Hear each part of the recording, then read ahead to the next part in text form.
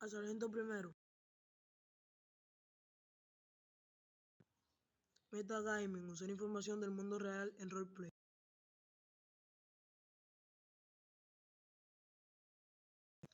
Encubrimiento de zonas protegidas.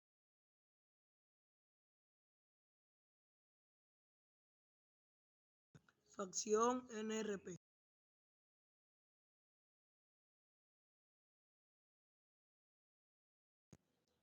Acoso sexual.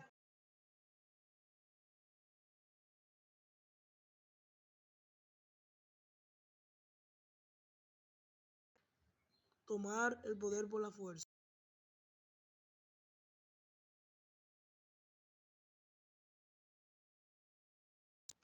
Robo a un oficial de policía.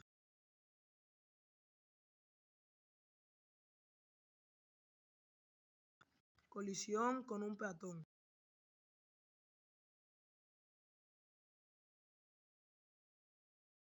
Agresión a un policía.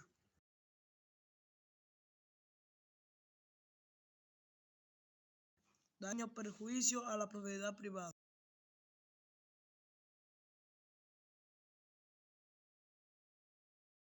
Son llamadas falsas a la policía.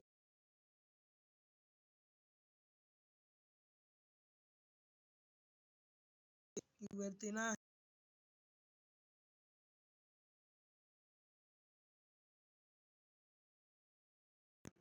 Extorsión.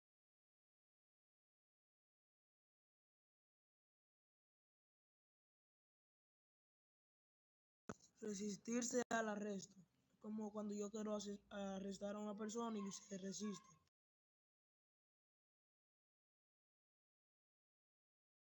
Desobedecer a un oficial. Violación de tráfico.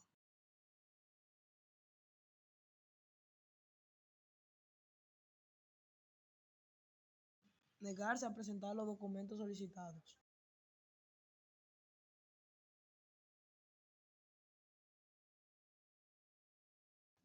Ok, señor.